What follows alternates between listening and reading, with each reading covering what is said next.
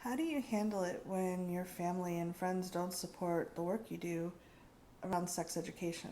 When they think it might be shameful or really just not okay? And they make that face. Yeah. My name is Reid from ReidAboutSex.com, creator of Sex Geek Summer Camp. This is Cathy Vartuli from the Intimacy Dojo. And when the Sex Geek Summer Camp's on, that t-shirt's on. Now we're talking business advice. Yeah. And we might be experimenting. If a little button appears up there, it might be indicating there. It might be indicating where they can buy a Sex Geek Summer Camp shirt. Oh, wow. So check it out if it's there. So dealing with that, it's hard because it's pretty vulnerable. I wish I had a balloon that said. Yeah, exactly.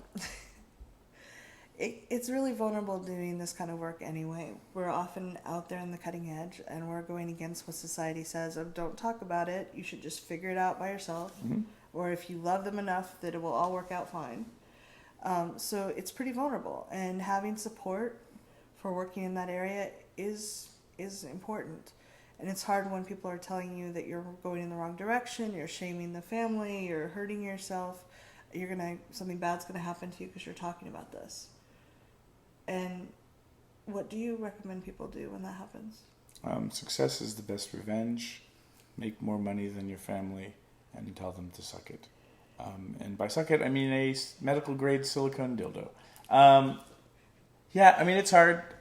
I was lucky. I had a mom and dad that really supported me, and they just wanted me to be happy. That did not mean they didn't understand what I was doing, but they seemed to kind of, as long as I was happy, they were happy. Other people have lots of different experiences around family and friends and support. What has worked the best for me, and your mileage may vary, is to try to really engage and practice with your friends and family, asking them, well, so tell me more about that. Like, thank you so much for your opinions. I can tell that you care. Yeah. So tell me more. And again, like with verbally abusive family members and friends, like this won't work. And you really just need to draw a line and be like, you know what? I need to create a boundary here. You're not allowed to talk to me like that. Like, that's feeling abusive. And so, like, I'm just going to opt out. If you want to actually have a calm conversation about this, I'm available. Mm-hmm. You get to figure that out. I'm not saying take abuse. And I have found that by asking people to share what's going on for them and their thoughts, I can start to figure out what their concerns are, whether it's concerns about me and my well-being, mm-hmm. or concerns about their reputation or something.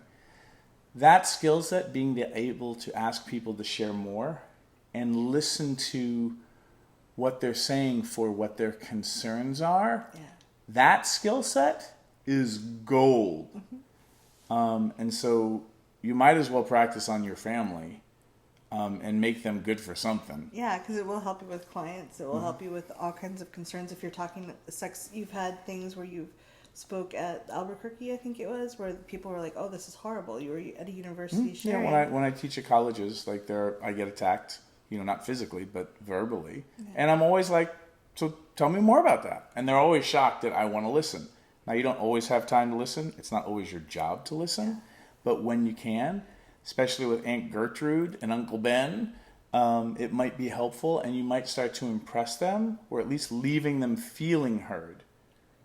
Don't do it as a tactic to try to change their minds, but you can leave them feeling a little bit respected, and that over time might create greater process faster than anything else. Again, your mileage may vary. Yeah, they might feel less discounted.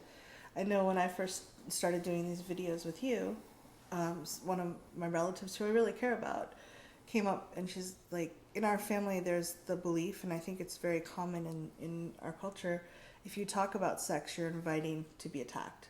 Mm-hmm. Like, people won't be able to handle themselves and they're just going to lose it, and if you talk about sex, they're just going to attack you.